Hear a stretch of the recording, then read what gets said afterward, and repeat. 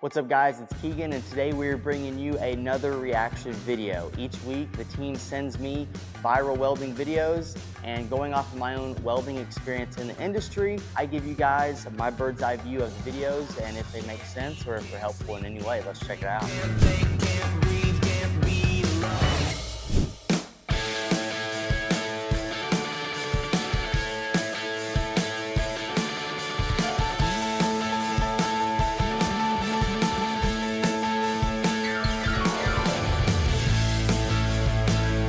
All right, so this is a video talking about shaking and welding. It says proof you don't need steady hands to weld. And that's just another common misconception in the welding industry. People think that they have to have steady hands to weld, and that is not the case.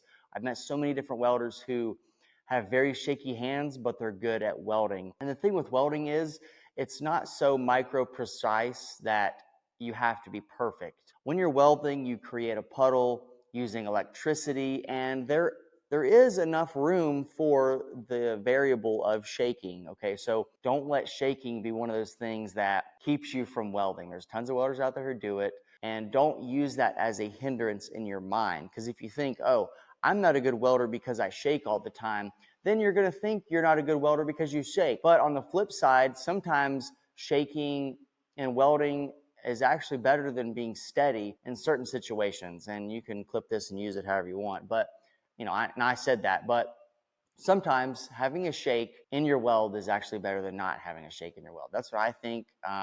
Sometimes being steady is a lot better, but it's totally okay. You can shake, you can be steady. It doesn't matter. The weld doesn't care what you are. The weld is going to get welded with or without shaky hands. Evidently, there's a lot of people out there who shake. Don't let that keep you from being a welder and making good welds, because you still can. Again, with the welding puddle and everything going on, there is room for a little bit of shake in there. So don't let that keep you from welding. Let's check out the next one. I didn't do fucking shit. I didn't do this. I'm not worried about it. I'm not worried about any of this. I'm done. Do what you want. So this says welders every time the fitters say the welder drew it out of square. So this is a constant battle in the welding industry.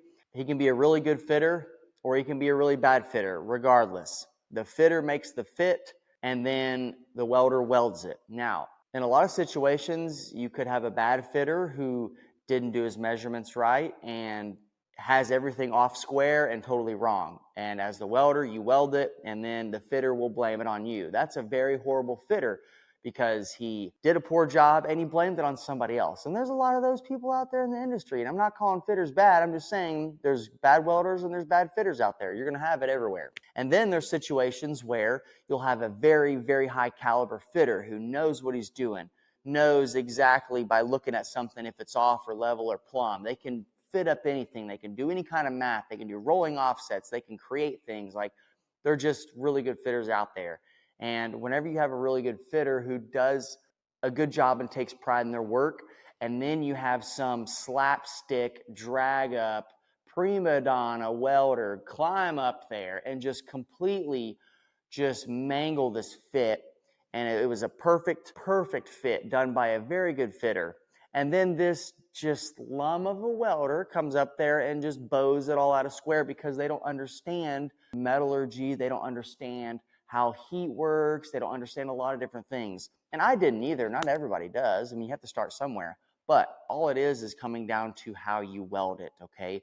Don't weld one whole side, or don't weld one whole bottom without making sure that it's not gonna move in place. And what I mean is, whenever I was making welds, I would quarter everything, even all the way out to the cap. So let's say you start on the bottom, it's a position weld. I would weld this quarter, then I would weld this quarter, then you weld this quarter and this quarter, okay?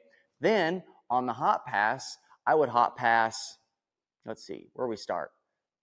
So I would hot pass opposite of how I started. So then I would hot pass, you know, this quarter, this quarter, this quarter, this quarter, whatever it may be. And then I would fill accordingly as well. So I would fill this quarter, then I would fill, not all the way, but I would do a pass here, do a pass here, do a pass here, do a pass over here. And it kept the pipe as square as possible, because especially if you're working with small pipe and small tubing, you don't want to throw it off. And one wrong move or one wrong way to weld it could throw the whole fit off, making a really good fitter look bad, okay? So that's why the bickering back and forth happens. But with that being said, don't let someone walk all over you and say that you drew the fit out of square because you're a bad welder. Yeah. So if you just, talk with your fitter and make that communication experience easier, then the whole job's going to be smoother, okay? So save yourself some time, talk with your fitter, make sure you're welding it the right way. I don't know how I'm supposed to pay the bills. Probably have to start selling crack or rapping about selling crack. So this video talks, he says in here, blue collar workers when they only get 50 hours for the week. So what he's referring to is, again, you can make a lot of money welding if you're not smart with your money and buy things that require you to stay making that welder money. Then you're going to be in a bad situation later down the road. I see so many younger guys, they get into the welding industry and they start getting that money and they start buying these things, and then they realize, oh no, that high paying welding job isn't going to last 365 days a year for the next 10 years. So now the situation that is presented into this individual's life that didn't take finances seriously is now they have to stay traveling and stay gone to pay the bills for the things that they have acquired. So you have to be very careful when you make a lot of money without a lot of education on money itself. And that's the never-ending cycle about the trades and the industry. Also, if you have a smart mindset and you understand financial literature and what you want out of life and what you want for your future, then you can use welding as a stepping stone to get somewhere else. But a lot of people, they don't have the financial education, and then they're stuck doing that and traveling. And then if they have a family on top of that, it's pretty miserable. So don't put yourself in a situation where you have to stay gone and traveling and always dependent upon those big checks, because they're not always going to be there. So don't orient your life around those big checks.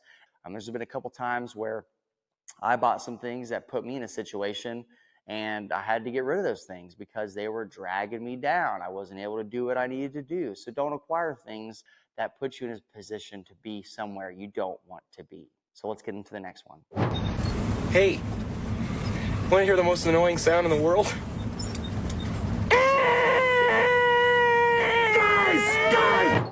Yeah, so this is people who weld aluminum. What they're referring to is how loud aluminum is, because when you weld aluminum, it can be really loud and annoying. A lot of welders stay away from aluminum for the sound of it, I think. Maybe not, I don't know. I just never got into it because I didn't want to do all that work just to weld. Throw me on a heavy wall chrome weld and I'll go to town. But if I got to sit there and clean aluminum and all this extra stuff, I'm good. It's just not my thing. And every welder has their favorite metal they like to weld, and every welder has different experiences and welds different things. There's a lot of aluminum welders out there who really, really just only like to weld aluminum, and they have the system down and they like it. Personally, I'm not a big aluminum guy, just never got into it, but you can make good money welding aluminum. So it's because it's one of those things that a lot of people don't like to do. But also I like how they tied Dumb and Dumber into it, because who doesn't like Dumb and Dumber? And actually the other day I was talking to a buddy and he had never seen Dumb and Dumber. So this is pretty funny because I just finished watching this. Honestly, that's the most annoying sound in the world if you do it for a longer period of time. So let's get into one more video. What are you doing? What are you doing? Nothing. Me? So in the welding industry, if you're getting into it, there's this thing with welding inspectors and welders. So you can either have a good relationship with your inspector or you can have a bad relationship with your inspector. Now, I can only speak for the plant side of things. I never did pipeline, like this video is talking about. But in the plant world, usually you have several different welding inspectors. And what I mean is, so let's say you're working for a company, you have your company inspector or inspectors. And so they're supposed to be on your team. They're to help with any situation you run into. They're to help you to, know what type of wire to use. They're to help you to, they're the middleman between you and the x-ray team. It's like, you're always working together. So you have your company welding inspectors, and then you have your plant inspectors, okay? So that's for the plant. So they are a plant employee. They make sure that everything that the contractor is doing is good enough for the plant quality.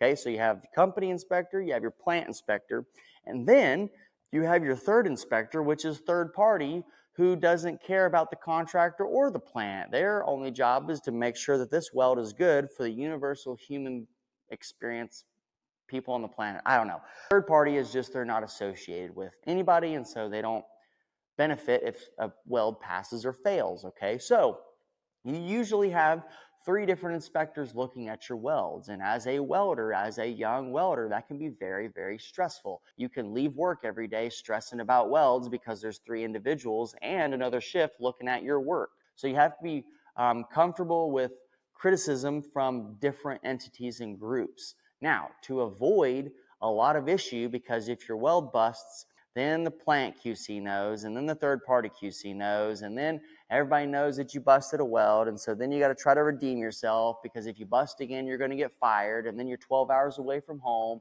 and then you got to sit there and try to figure out how to, make the next 3 weeks go by smoothly because you just busted a weld. So there goes your confidence. You're sitting there freaking out. And then, you got 3 different people looking at your welds. So that's just something you're going to have to get used to as a young welder in the industry, is knowing that other people are going to come behind you and criticize your work. So the best thing that you can do is just be the best that you can be and have a good relationship with your inspector for your company. Because if you and your inspector can work together to make, the whole job experience a lot better for yourself. So let's say it's an 8-week job. Would you rather spend 8 weeks with an inspector who's on your team, or would you rather spend 8 weeks fighting somebody on every little nitpicky thing that there is, making the job last longer and your life miserable every day on and off work? Because when you're not working, you're always thinking about those welds, if they're doing good or they're passing. As a young welder, as you get more experience, you care less. But again, in the industry, you're going to have a lot of different inspectors looking at your welds, and you just got to be ready to take it sometimes. But also, if you have a relationship with your inspector, it's going to be a whole lot easier for you. All right, guys, thanks for watching, and hopefully this helped some of you up-and-coming welders to know what to experience in the welding industry. There's tons of these funny viral welding videos out there, and we're going to be taking a look at some more of these next week. Until then, check out the videos on the screen, and also comment below crazy